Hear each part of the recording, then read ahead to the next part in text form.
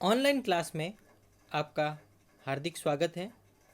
मैं प्रवीण कुमार चंदेल, सहायक आचार्य वनस्पति शास्त्र, राजकीय महाविद्यालय बाड़मेर। आज का जो हमारा टॉपिक है वो बीएससी पार्ट 3 के विद्यार्थियों के लिए है, जो उनके विषय वनस्पति शास्त्र के प्रथम प्रश्न पत्र पारिस्थितिकी एवं पर्यावरण जैविकी से संबंधित है। आज का जो हमारा टॉपिक है वो है कम्युनिटी इकोलॉजी, समुदाय पारिस्थितिकी। यह टॉपिक जय नारायण विश्वविद्यालय के पाठ्यक्रम अनुसार इस प्रश्न पत्र की इकाई द्वितीय में शामिल किया गया है।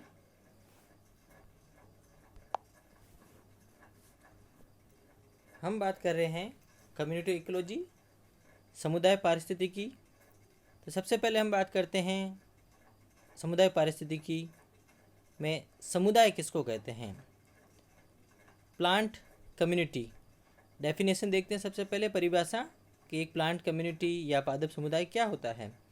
अ group of plants growing together in a particular area is called plant community.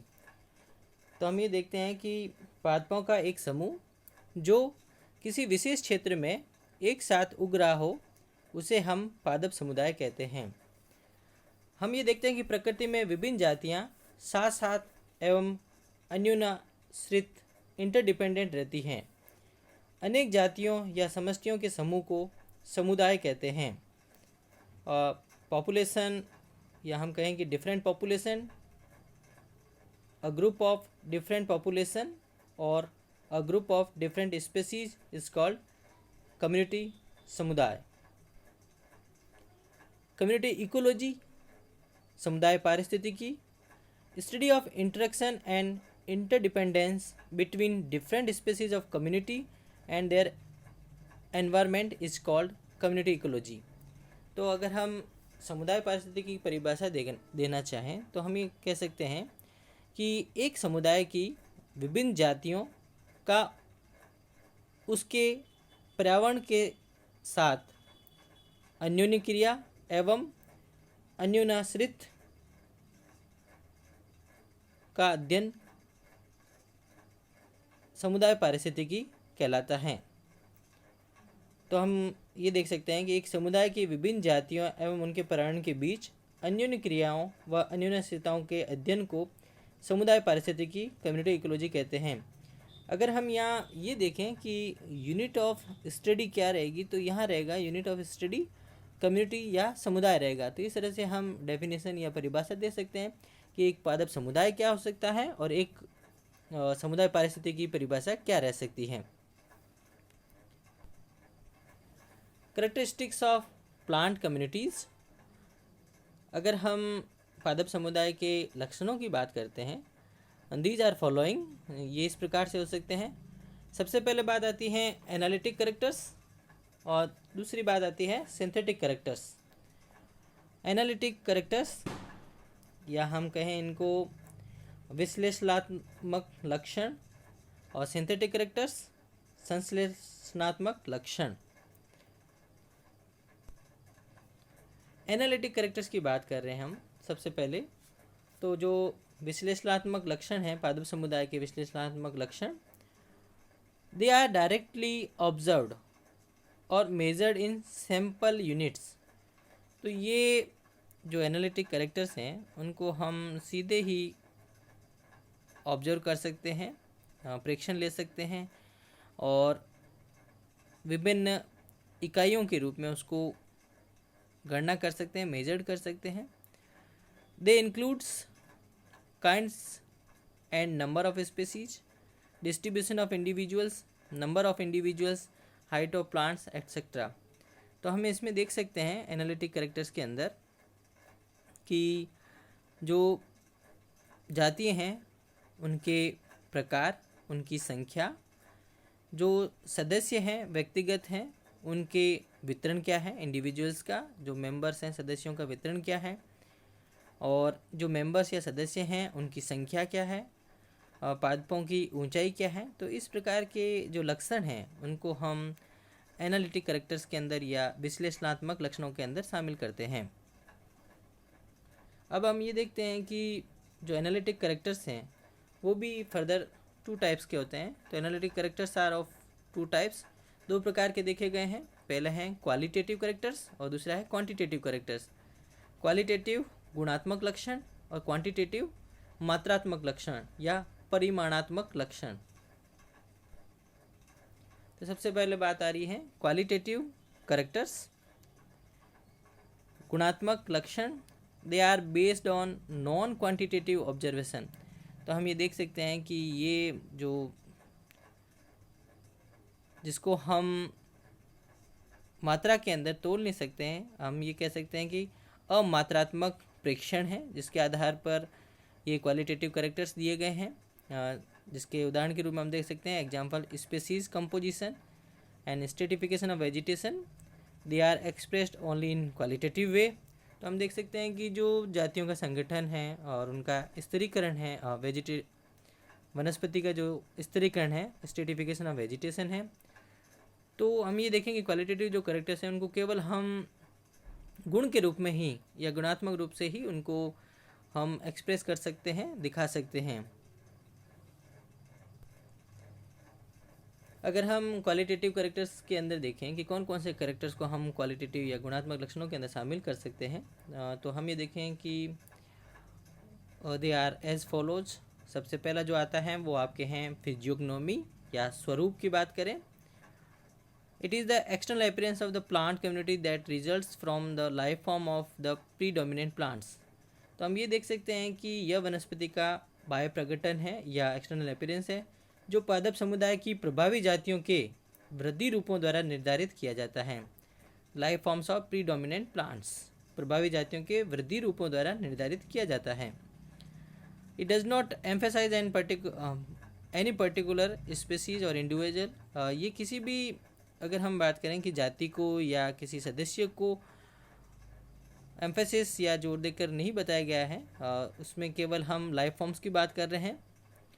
The terms like forest, जैसे हम शब्दों की बात करते हैं, फॉरेस्ट मतलब वन, ग्रासलैंड घास स्थल, सवाना, स्क्रब कंटीले झाड़, बॉग, दलदल etcetera, describe the physiognomy of various community.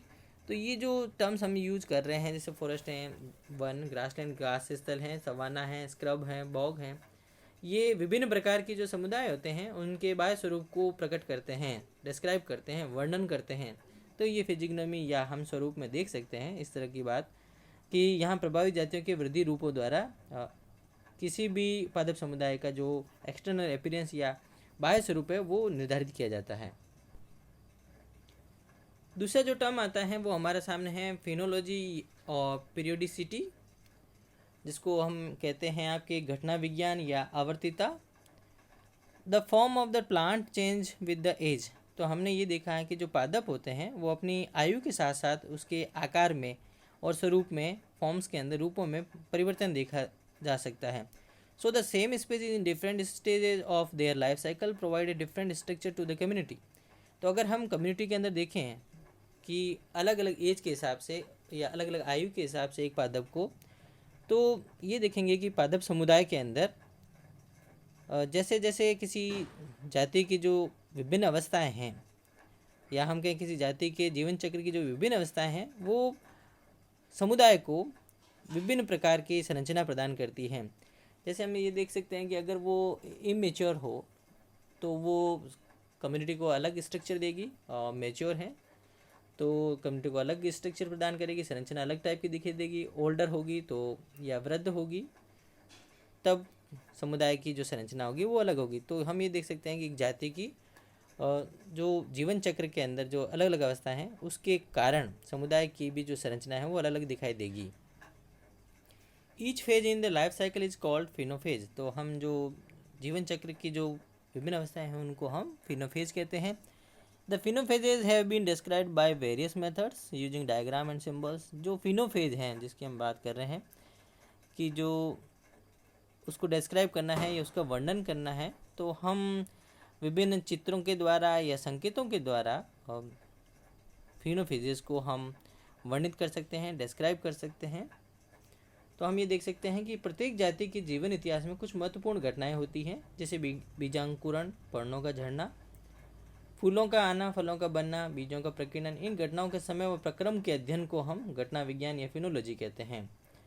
इसके अंतर्गत व्यवस्था एवं विविधता का अध्ययन किया जाता है। समुदाय के समस्त पौधों के बीजांकुरण, वृद्धि, पुष्पन, फलन के समय में अंतर होता है। अतः घटना विज्ञान के अंतर्गत प्रत्येक पौधे के जीवन की समस्त अवस्थाओं के संबंध में आलेख या ग्राफ तैयार किया जा सकता है।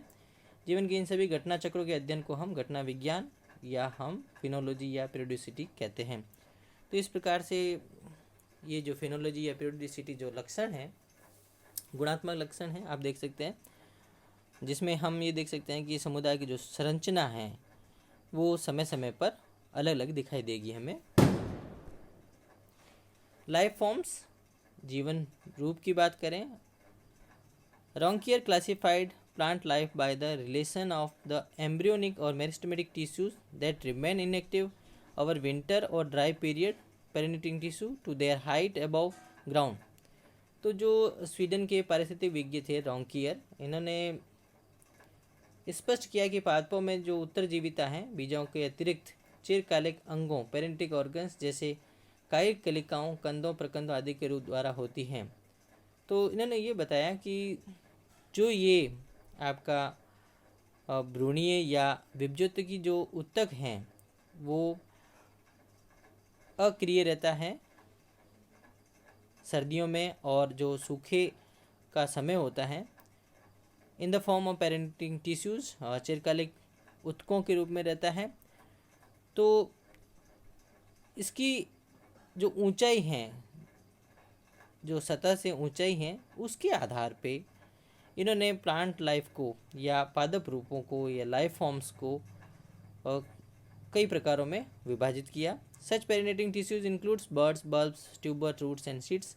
तो ये हम चिरकालिक अंगों की बात कर रहे थे, जिसमें हमने बात की कि कलिका हो सकती हैं, कायिक कलिकाएँ हो सकती हैं, कंद हो सकते हैं, सलकंद हो सकता है, बल्ब हो सकता है, ट्यूबर्स, राइजोम हो सकते हैं, प्रकंद हो सकते हैं, रूट्स, जड़ें हो सकती है, सीड्स हो सकती हैं, बीज हो सकते हैं। तो ये जो चिरकालिक अंग हैं वो सतह से किस ऊंचाई पर लगे हुए हैं, इसके आधार पर रॉन्कियर ने जो पादपों के जो जीवन रूप हैं या लाइफ फॉर्म्स हैं उनको विभिन्न प्रकारों में विभाजित किया। तो इसमें जो चिरकालिक अंगों की विविधता के आधार पर पादप समुदाय के पौधों को 5 प्रकारों में रॉन्कियर ने 5 जीवन प्रारूपों में या 5 लाइफ फॉर्म्स के अंदर डिवाइड किया। जिसमें सबसे पहले आता है आपका फर्स्ट फेनेरोफाइट्स, जिसको हम व्यक्तोद्भिद या उन्मृदोद्भिद भी कहते हैं। Perennial birds carried well up in the air. तो इसमें हम ये देखें जो चिरकालिक जो कलिका है या चिरकालिक जो अंग है वो काफ़ी ऊपर होता है हवा के अंदर, and expose to varying climatic condition, और ये विभिन्न जो जलवायु जो स्थितियाँ हैं उसके सामने एक्सपोज रहता है। Trees and shrubs over 25 centimetre, अगर हम पेड़ों और झाड़ियों में देखें तो ये 25 सेंटीमीटर से ऊपर की बात होती है, जहाँ पर इनका पेरेनियल बर्ड्स के रूप में टिश्यूज वेल हाई पे रहते हैं। Typical of moist warm environment. तो ये जो हम फेनेरोफाइट्स की बात कर रहे हैं या व्यक्तोद्भिद की बात कर रहे हैं, तो इसमें एक तो जो चिरकालिक अंग है वो 25 सेंटीमीटर से अधिक ऊंचाई पर दिखाई देता है, और इस प्रकार के जो फेनेरोफाइट्स हैं वो हमें मिल सकते हैं जहाँ पर आर्द्रता और गर्म वातावरण पाया जाता हो, मॉइस्ट एंड वार्म एनवायरनमेंट पाया जाता है। फिर जो दूसरा जो जीवन रूप है वो आपका है केमीफाइट्स, या हम इसको कहते हैं भूतलोद्भिद। पेरिनियल शूट्स और birds on the surface of the ground to about 25 centimetre above the surface. तो केमीफाइट्स के अंदर या चेमीफाइट्स के अंदर हम ये बात कर सकते हैं कि जो चिरकालिक अंग होते हैं या चिरकालिक जो सूट या हम कहें प्ररो होता है वो ज़मीन सतह से 25 सेंटीमीटर तक, हम ये देखें कि फेनेरोफाइट में हमने कहा था 25 सेंटीमीटर से अबव या ओवर 25 सेंटीमीटर, उससे अधिक, और केमीफाइट्स में हम कहेंगे 25 सेंटीमीटर तक। आप ये देख सकते हैं कि वो पेरिनियल सूट्स या बर्ड्स स्थित रहती हैं, सिचुएटेड रहती हैं। Birds receive protection from fallen leaves and snow cover, और ये देखा गया है जो बर्ड्स या कलिकाएँ हैं वो जो गिरी हुई पत्तियां हैं या हम कहें बर्फ़ के जो आवरण हैं उसके द्वारा संरक्षित रहती हैं। Plants typical of cool dry climate, तो ये जो केमीफाइट्स हैं या हम कहें कि भूतलोद्भिद हैं, वो आपको ठंडे और सूखे वातावरण में देखे जा सकते हैं। Plants typical of cool dry climates, तो हम ये देख सकते हैं कि एग्जाम्पल के रूप में हम देखें कि थाइमस जो प्लांट हैं वो केमीफाइट्स के रूप में उदाहरण के रूप में देख सकते हैं। जो तीसरा ग्रुप है जीवन रूप प्ररूप का, ये हम बात करें तो वो हैं आपके हेमिक्रिप्टोफाइट्स, अर्ध गुदोद्भिद, perennial buds at the surface of the ground where they are protected by soil and leaves. अब यहाँ हम हेमिक्रिप्टोफाइट्स में देख सकते हैं कि जो चिरकालिक अंग है, ये चिरकालिक कलिका है, वो सतह पर पाई जाती हैं और वो पत्तियों के द्वारा और मृदा के द्वारा संरक्षित रहती हैं। Many plants are characterize by rosette leaves and are characteristic of cold moist climate. Example grasses and herbs like Thalictrum. तो इसमें देखा गया है कि इस प्रकार के जो पादप हैं उसमें पत्तियों का रोजेट, गुलाब नुमा या रोजेट नुमा व्यवस्था पाई जाती है। और इस प्रकार के जो हेमिक्रिप्टोफाइट्स हैं वो आप देख सकते हैं ठंडे और आर्द्र जलवायु के अंदर, कोल्ड एंड मॉइस्ट क्लाइमेट्स के अंदर। और इसमें हम उदाहरण के रूप में देख सकते हैं ग्रासेस, घासें हैं, एंड हर्ब्स, शाकीय पौधे हैं जैसे थैलिक्ट्रम, तो वो हेमिक्रिप्टोफाइट्स या अर्ध गुदोद्भिद के अंदर हम उसको वर्गीकृत कर सकते हैं। जो चौथी कैटेगरी है वो आपके क्रिप्टोफाइट्स या गुदोद्भिद। Perennial buds buried in the ground on a bulb or rhizome where they are protected from freezing and drying। तो इसमें हम चिरकालिक जो कलिका हैं वो हम देखें कि भूमि के अंदर दबी हुई रहती है या हम कहें कि अंडरग्राउंड रहती हैं। वो in the form of bulb, सलकंद हो सकते हैं, राइजोम, प्रकंद हो सकते हैं, और यहाँ पर वो सूखे से और जमने से प्रोटेक्ट या संरक्षित रहती है, सुरक्षित रहती हैं। This type includes the hydrophytes. इसमें हम देख सकते हैं कि जलोद्भिद पादप हो सकते हैं बट रिमेनिंग अंडर वाटर, जिसमें जो कलिकाएँ हैं वो पानी के अंदर रहती हैं। हेलोफाइट्स देख सकते हैं, लवणोद्भिद देख सकते हैं। Mars plants with rhizomes under the soil, तो इसमें हम देख सकते हैं कि जो दलदलीय पादप हैं जिसके अंदर जो प्रकंद है वो मिट्टी के अंदर दबा रहता है। एंड जियोफाइट्स, जिसको हम कह सकते हैं आपके भूगर्भोद्भिद। Terrestrial plants with underground rhizome tubers, स्थलीय पादप हैं जिसके अंदर जो प्रकंद हैं वो भूमिगत होता है, या कंद की बात करें वो भी भूमिगत होते हैं। तो इस प्रकार से हम जलोद्भिद, हाइड्रोफाइट्स, हेलोफाइट्स, लवण मृदोद्भिद और जियोफाइट्स, भूगर्भोद्भिद की बात कर सकते हैं क्रिप्टोफाइट्स के अंदर या गुदोद्भिद के अंदर। सबसे जो पांचवी जो कैटेगरी बनाई थी रॉन्कियर ने, स्वीडन के इकोलॉजिस्ट थे, थेरोफाइट्स, जिसको हम कहते हैं ऋतुद्भिद। Annuals with complete life cycle from seed to seed in one season.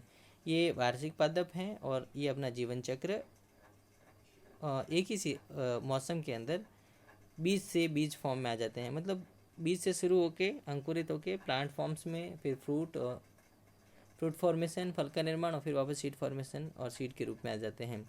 Plants example annual herbs, वार्षिक जो शाख हैं। Survive unfavourable periods as seeds, तो वो जो प्रतिकूल परिस्थिति हैं उसको सीड के रूप में सर्वाइव करते हैं, उसमें व्यतीत करते हैं। And are typical of desert and grassland. ये हम थेरोफाइट्स की बात करें तो हम ये देख सकते हैं कि जो डेजर्ट हैं, रेगिस्तान हैं और घास स्थल है, उसके अंदर हम इस जीवन रूप को या थेरोफाइट्स को हम देख सकते हैं। ये आपके डायग्रामेटिक रिप्रेजेंटेशन है, आप ये देखें इसके अंदर। और जो सबसे पहला जो डायग्राम है आप देखें, और जिसमें हमने लिखा है फेनरोफाइट्स। तो हमने जैसे बात की थी कि जो बर्ड्स होती हैं, कलिकाएँ होती हैं, वो 25 सेंटीमीटर से अबव सिचुएटेड या व्यवस्थित होती है, लोकेटेड रहती हैं। फिर हमने बात की थी केमीफाइट्स, भूतलोद्भिद। तो इसमें हमने कहा था कि जो बर्ड्स हैं, कलिकाएं हैं, वो ग्राउंड लेवल से 25 सेंटीमीटर तक की ऊंचाई पर होती हैं। तो ये 25 सेंटीमीटर है। फिर हमने थर्ड कैटेगरी की बात की, हेमिक्रिप्टोफाइट्स, अर्धगुदोद्भिद, जिसमें हमने कहा था कि जो चीरकालिक अंग हैं वो आपके जमीन की सतह पर पाए जाते हैं, on the surface of the ground, तो सतह पे पाए जाने वाली हैं हेमिक्रिप्टोफाइट्स।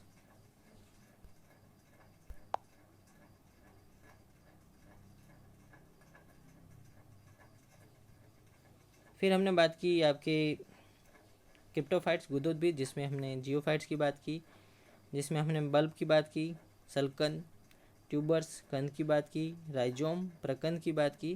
तो ये तीनों जो फॉर्म्स हैं आप देख सकते हैं, वो आपके चाहे जियोफाइट्स हो, एलोफाइट्स या हाइड्रोफाइट्स हो, और ये तीनों फॉर्म्स आप देखें मॉडिफिकेशन ऑफ स्टेम है, और तीनों अंडरग्राउंड हैं, भूमिगत हैं। और सबसे लास्ट में जो हमारा पॉइंट था वो था थेरोफाइट्स, जिसमें हमने कहा था कि जो पेरेंटिंग ऑर्गन्स हैं इसके अंदर वो सीड्स हैं, और ये जो प्लांट्स हैं वो अपना जो अनफेवरेबल कंडीशन है वो सीड फॉर्म्स में या बीज रूप में व्यतीत करते हैं, सर्वाइव करते हैं।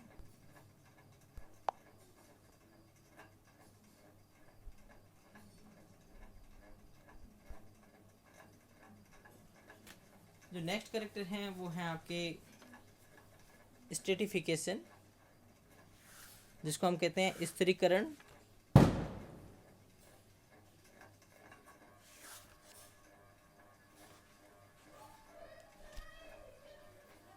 स्तरण एक व्यवस्था है, इट इज़ ए वे जिसमें विभिन्न जातियों के पादप उपलब्ध भौतिक तथा कारिक की सुविधाओं या परिस्थितियों का अधिकतम उपयोग करने के लिए उदग्र परतों में व्यवस्थित रहते हैं। तो स्ट्रेटिफिकेशन की बात हम कर रहे हैं, स्थिरीकरण की बात कर रहे हैं। Organism are distributed unevenly throughout the biotic community. Spatial distribution में be considered in both vertical and horizontal planes. तो मैंने जैसे आपको बताया है कि जो स्ट्रेटिफिकेशन है, जिसमें हमने ये बात की है कि एक जैविक जो समुदाय हैं उसमें हम विभिन्न जीवों की बात करें तो वो असमान रूप से वितरित रहते हैं। अगर हम स्पेशियल या स्पेटियल डिस्ट्रीब्यूशन की बात करें, त्रिविम की बात करें कि जो डिस्ट्रीब्यूशन या वितरण कैसा हो सकता है, तो हम स्ट्रेटिफिकेशन में दो प्रकार देख सकते हैं व्यवस्था क्रम, और जिसमें हम वर्टिकल और हॉरिजॉन्टल प्लेन्स दोनों की बात कर सकते हैं, उदग्र और समानांतर परतों की बात कर सकते हैं। तो आप देख सकते हैं कि इसके अंदर जो स्थिरीकरण है वो उदग्र परतों के रूप में भी हो सकता है और समानांतर परतों के रूप में, प्लेन्स के रूप में भी देखा जा सकता है। वर्टिकल स्ट्रेटिफिकेशन की बात करें, हम उदग्र स्थिरीकरण की बात करें तो हम देख सकते हैं ये उदाहरण के रूप में फॉरेस्ट कम्युनिटी है, जिसके अंदर ग्रासलैंड कम्युनिटी हैं और एक्वाटिक कम्युनिटी हैं। तो इन तीनों के अंदर हम ये देख सकते हैं कि जो वर्टिकल स्ट्रेटिफिकेशन आपको दिख सकता है। जैसे अगर हम फॉरेस्ट की बात कर रहे हैं इसके अंदर से, तो आप फॉरेस्ट के अंदर जब वेजिटेशन को देखें तो सबसे नीचे की तरफ ग्राउंड पे ग्राउंड फ्लोरा पाया जाता है। उस ज़मीनी वनस्पति से जस्ट थोड़ा सा ऊपर हम देखें तो विभिन्न प्रकार की जो लाइनाज हैं, वुडी क्लाइंबर्स हैं, काष्ठीय लताएँ हैं, आरोही पादप हैं, वो दिखाई देंगे। उसके बाद आपको उससे कुछ हाइट वाले या स्मॉल ट्रीज़ दिखाई देंगे और सबसे ऊपर की तरफ काफ़ी लंबे लंबे ट्रीज़ दिखाई देंगे। तो आप ये देख सकते हैं कि एक ही स्तर के अंदर आप देखें वर्टिकल्स के अंदर, तो आपको फॉरेस्ट के अंदर ये इस तरह से दिखाई दे सकता है।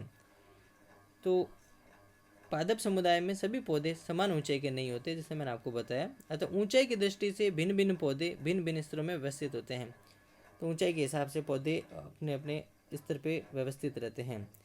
अगर हम किसी घने वन में पादपों के कई स्पष्ट स्तर देखें, जैसे सर्वाधिक ऊंचाई वाले वृक्षों का स्तर, झाड़ियों का स्तर, शाकीय पौधों का स्तर तथा भूमि पर मॉस, शैवाल, लाइकेन आदि का स्तर, तो ये एक निश्चित क्रम में पाए जाते हैं। वनस्पति का यही स्थिरीकरण प्रकाश, वायु, नमी व अन्य पर्यावरणीय कारकों का अधिक से अधिक उपयोग करने के लिए होता है। तो स्ट्रेटिफिकेशन का जो मेन जो टारगेट है या जो मेन एम है वो है कि maximum utilisation of the natural resources. कई स्तरों वाले वनों को हम बहुस्तरीय वन, मल्टी स्टोरीड फॉरेस्ट कहते हैं। तो फॉरेस्ट कम्युनिटी के अंदर आप स्पष्ट रूप में देख सकते हैं कि जो वनस्पति है उसका स्तरीकरण देख सकते हैं ऊंचाई के हिसाब से। हॉरिजॉन्टल स्ट्रेटिफिकेशन, समानांतर परतों की बात कर सकते हैं। तो इसमें हम देखें डिस्ट्रीब्यूशन के हिसाब से बात आ रही है कि डिस्ट्रीब्यूशन किस तरह से आता है। रैंडम डिस्ट्रीब्यूशन, यादृच्छिक या अनियमित अव्यवस्थित वितरण देखा जा सकता है हॉरिजॉन्टल स्ट्रेटिफिकेशन में। क्लम्प्ड और कंटेजिनियस डिस्ट्रीब्यूशन, पुंज के रूप में हम कह सकते हैं कि कुछ गुच्छों के रूप में वितरण देखा जा सकता है, इसको हम हॉरिजॉन्टल स्ट्रेटिफिकेशन में इंक्लूड करते हैं।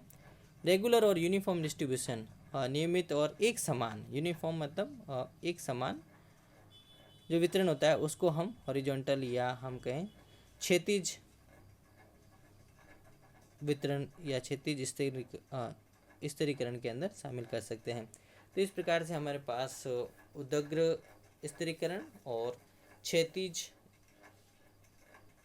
स्तरीकरण, दो प्रकार के स्ट्रेटिफिकेशन या स्तरीकरण देखने को मिलते हैं।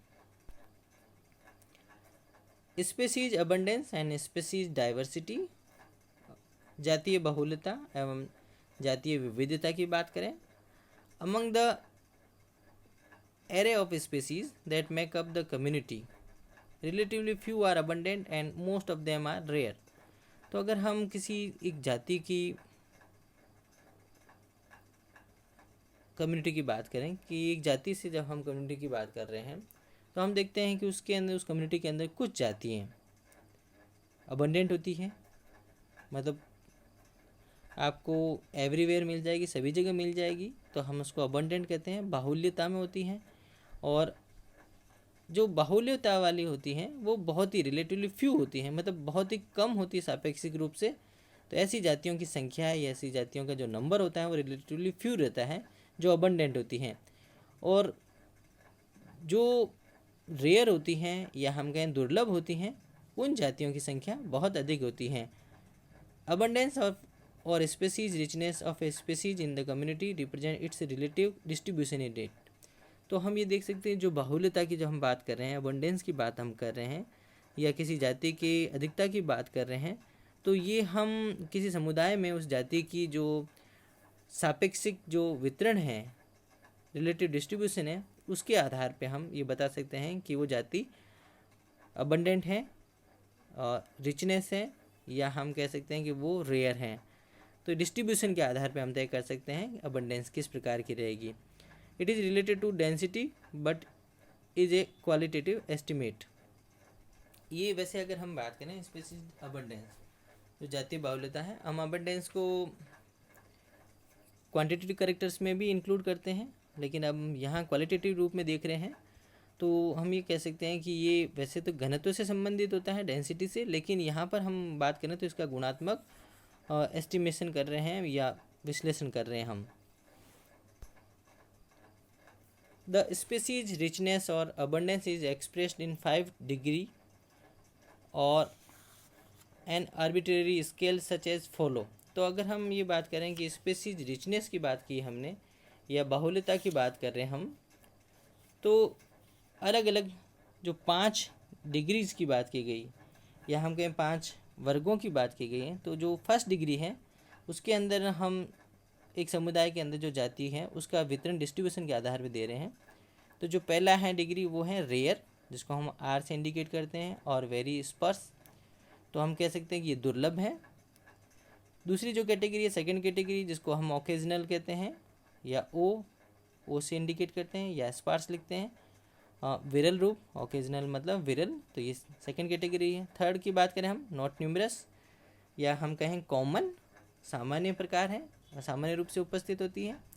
जो चौथी डिग्री या चौथी कैटेगरी हैं वो अबंडेंट और न्यूमरस हैं, जो बाहुल्य हैं ये फ्रिक्वेंट हैं। और जो पांचवी कैटेगरी हैं, ये पांचवी डिग्री हैं वेरी अबंडेंट, जिसको हम VA से लिखते हैं, और वेरी न्यूमरस लिखते हैं, मतलब हम ये कह सकते हैं अत्यधिक बाहुल है या मच फ्रिक्वेंट हैं। तो आप देख सकते हैं सबसे पहले कैटेगरी दुर्लभ, दूसरी आपके विरल, तीसरी सामान्य, चौथी बाहुल, और पांचवी अत्यधिक बाहुल। सोशियबिलिटी, एक करेक्टर है आपका सामाजिकता। The sociability express the relation of individuals to each other and indicate the closeness between individuals. तो हम सामाजिकता की जब भी बात करते हैं तो एक ऑर्गेनिज्म का दूसरे ऑर्गेनिज्म से जितनी क्लोजनेस है या उसका रिलेशन है, तो हम ये कह सकते हैं कि यहाँ पर हम बात कर रहे हैं कि जो इंडिविजुअल्स हैं या जो सदस्य हैं उनके बीच में कितनी क्लोजनेस है, कितनी निकटता है, और एक दूसरे के बीच में, इंडिविजुअल्स के बीच में क्या रिलेशंस पाए जाते हैं, उसको एक्सप्रेस करने का जो करैक्टर या लक्षण है वो क्वालिटेटिव के अंदर हम सोशियबिलिटी या सामाजिकता के द्वारा उसको प्रदर्शित कर सकते हैं, एक्सप्रेस कर सकते हैं विद इन कम्युनिटी या समुदाय के अंदर। Braun Blanquet 1932 have recognized the following 5 arbitrary types of sociability. तो ब्राउन ब्लैंकेट ने सामाजिकता को 5 श्रेणी में वर्गीकृत किया, जहां हम एस को सोशियबिलिटी मानते हैं। S1 प्लांट्स ग्रोइंग सिंगली, अकेले पाए जाने वाले पौधे। S2 plants growing in small groups, जो प्लांट्स या हम कहें कि छोटे छोटे समूहों में पाए जाते हैं। S3 plants occurring in small patches, जो पादप हैं वो छोटे छोटे चप्पों के रूप में पाए जाते हैं। S4 plants forming large patches, पादप जो बड़े बड़े चप्पों का निर्माण कर रहे हैं या बड़े बड़े चप्पों में वितरित होते हैं। S5 plants occurring in essentially continuous population, या हम कह सकते हैं कि जो पादप ऐसे हैं जो बहुत बड़े क्षेत्रों में फैले हैं। तो एक ही प्रकार के पौधे जब बहुत बड़े क्षेत्र में फैले होते हैं तो हम उसको S5 या सोशियबिलिटी 5 कैटेगरीज के अंदर डिस्क्राइब करते हैं। अगर हम विथफोर्ड की बात करें 1949 express sociability of plants in quantitative terms of the following equation. तो विथफोर्ड ने 1949 में जो सामाजिकता है उसको गुणात्मक शब्दों के रूप में इस प्रकार से समीकरण के अंदर दिखाया, sociability equal to density upon frequency into 100। तो हम सामाजिकता के बराबर हम देख सकते हैं सघनता के अंदर फ्रीक्वेंसी का भाग लगाएं और उसको 100 से मल्टीप्लाई करें तो हमें सामाजिकता प्राप्त होगी, डेंसिटी अपॉन फ्रीक्वेंसी इंटू 100। सबसे जो लास्ट में जो करेक्टर आता है वो आपके हैं विटेलिटी, या हम कहें कि जीवन शक्ति। It refers to normal growth and reproductive ability of the plants species which help it in maintaining its position in the community। तो हम ये देख सकते हैं कि पौधे की जो सामान्य वृद्धि होती है जनन क्षमता को, पहले बात आती है कि विटिलिटी कहते किसको हैं, तो पौधे की सामान्य वृद्धि एवं जनन क्षमता को जीवन शक्ति कहते हैं, जो किसी जाति के सफलतापूर्वक जीवित रहने के लिए महत्वपूर्ण है। तो यहाँ हमने नॉर्मल ग्रोथ की बात की है, मतलब सामान्य वृद्धि, और उसकी जनन क्षमता रिप्रोडक्टिव एबिलिटी की बात की है एक पादप जाति की, जो उसको पादप समुदाय के अंदर मेंटेन या व्यवस्थित रखती हैं। Plant ecologist have often recognize the following 5 categories of fertility. तो जीवन शक्ति के आधार पे जो पारिस्थितिकी विज्ञ हैं उन्होंने 5 कैटेगरीज बनाई, जिसमें हम ये देख सकते हैं कि कैटेगरी नंबर फर्स्ट V1 की बात करें, plant which germinate but dies soon without reproducing. तो हमने 2 टर्म्स लिए हैं, नॉर्मल ग्रोथ सामान्य वृद्धि और रिप्रोडक्टिव एबिलिटी जनन क्षमता की बात की है। तो V1 कैटेगरी वो कैटेगरी है जिसमें पादप अंकुरित होते हैं लेकिन अंकुरण के जस्ट या तुरंत पश्चात मर जाते हैं, तो V1 कैटेगरी है, मतलब वो रिप्रोडक्शन नहीं कर पाते हैं विदाउट रिप्रोड्यूसिंग।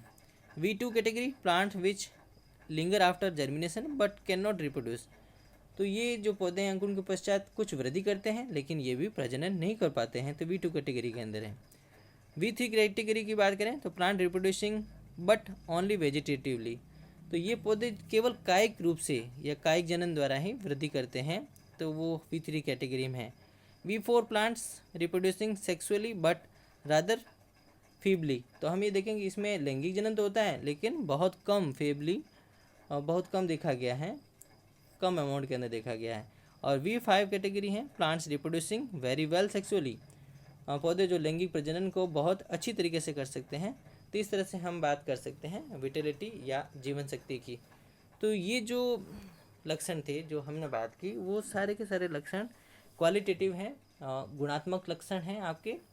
और इन गुणात्मक लक्षणों को हमने जो एनालिटिक कैरेक्टर्स हैं, विश्लेषणात्मक, उसके अंदर अध्ययन किया।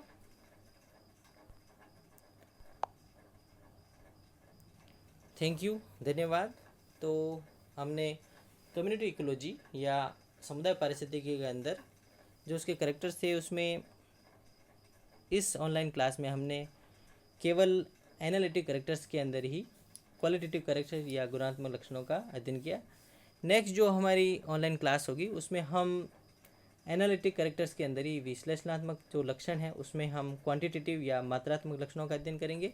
साथ ही हम सिंथेटिक जो कैरेक्टर्स हैं या संश्लेषित जो लक्षण हैं उसके बारे में अध्ययन करेंगे।